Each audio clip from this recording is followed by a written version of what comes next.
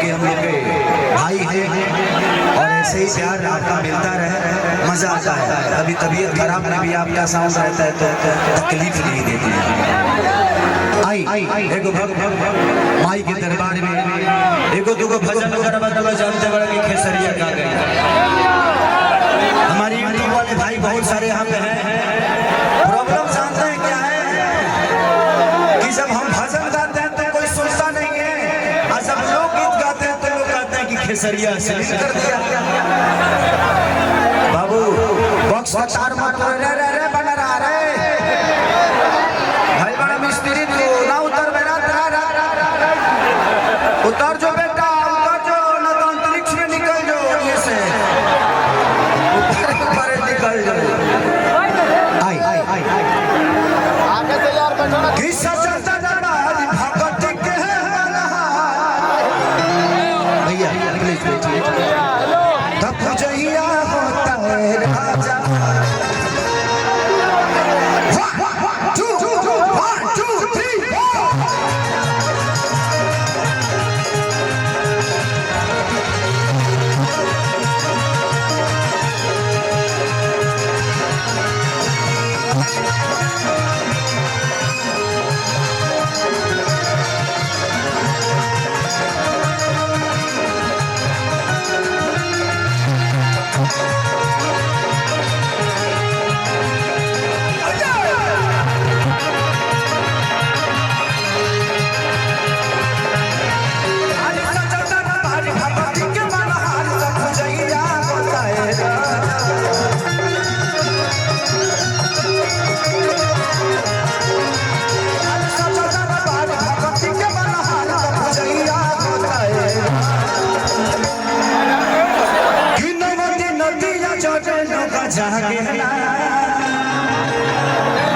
पागल भैया पे कुर्सी बना दीजिए कि माइक के लागा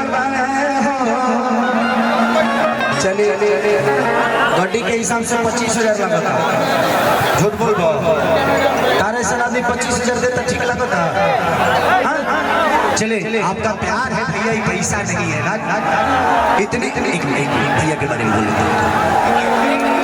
अच्छा, हमारे विधायक गोपाल मंडल जी जो कि क्षेत्रीय विधायक आप सबके, मैं चाहता हूं कि गोपाल भैया के लिए एक जोरदार ताली बजाइए ताकि आपके क्षेत्र के विकास ऐसे ही करते रहे और ऐसे ही आपका प्यार इनको हमेशा आजीवन मिलता रहे। तो मानिए पागल भैया की तरफ से 51,000 रुपए का पुरस्कार। भगवान से प्रार्थना कि हर आधे घंटे में 51,000 रुपया मुझे देते रहे, जब तक रहे। कितना पैसा ले जाए माल जितना तुम बालू के कमैले बढ़ो सब गिट्टी वाला है ना सिटी में डाल दिया।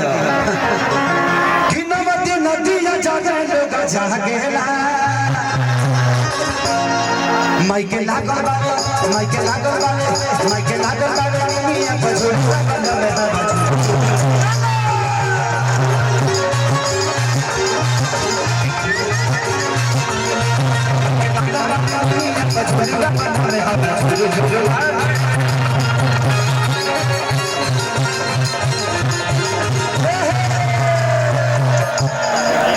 भैया जब तक मैं इनको देखूंगा नहीं तब तक मैं गा नहीं पाऊंगा, तो या तो आप यहीं बैठे और नहीं तो यहाँ से साइड हो जाइए। मुझे ये इनका देखना बड़ा जरूरी है क्योंकि हमारा तालमेल नहीं मिल पाएगा, क्योंकि सबका अपना अपना मोमेंट होता है ना। वहीं बैठ जाइए, आप थोड़ा सा हट जाइए। आप लोग आइए आइए, भजन तो भजन में भी नृत्य होता ही है। ज्यादा देर तक बच्चों को रोक नहीं सकते क्योंकि स्थिति बहुत अलग चल रही है। तमाई के लागल बाने नीमिया बचुल बना में हाथ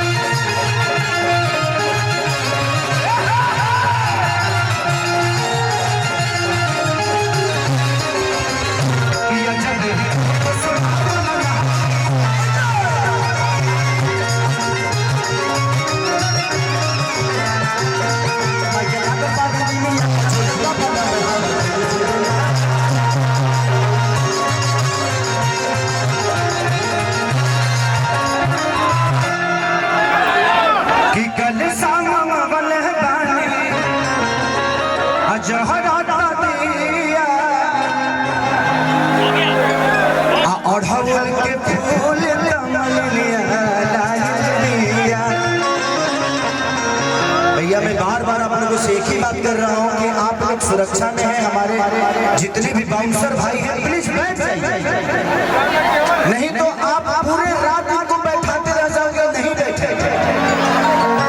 क्योंकि एक आदमी होटल में बैठा देंगे, यहाँ 5 लाख की भीड़ है भाई, इस 5 लाख को आप 25 लोग कंट्रोल नहीं कर पाओगे, तो लोगों को देखने दीजिए, मजा ले जाने, ठीक है। भूला लड़का भूला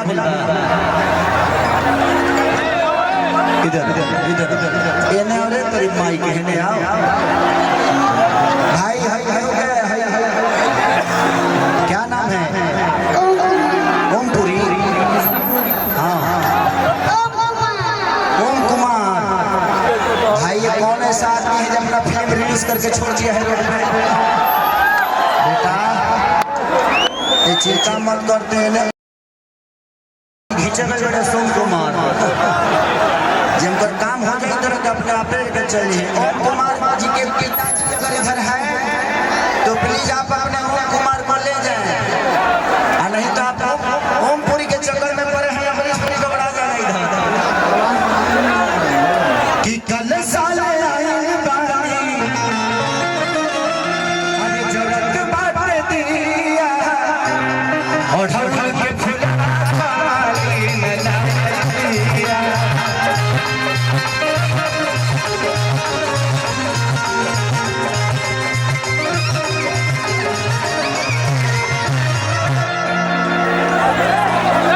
आपको एक काम दे रहा हूँ, यहाँ से लोग हटा प्लीज, यहाँ से लोग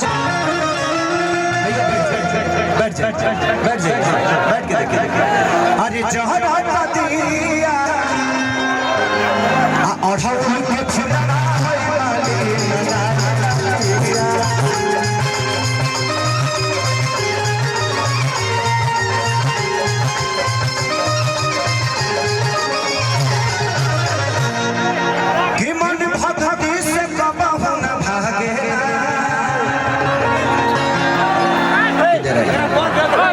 क्या नाम है आपका? कोमल। अभी तक लेके को कोमल के झेला था नहीं सामने के, ये गौरी कोमल शरीर आ गए तो माइके लागल बानी मिया पजोल का में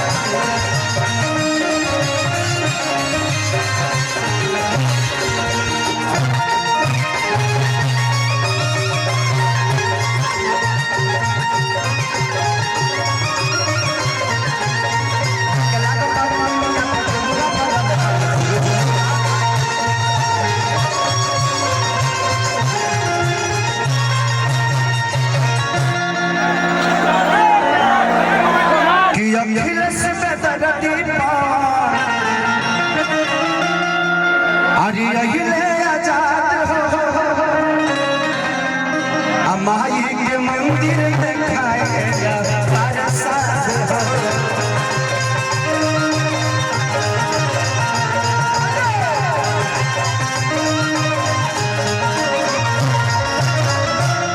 अखिलेश खेसारी बेदर्दी आजाद हो, माई के खाए मंदिर में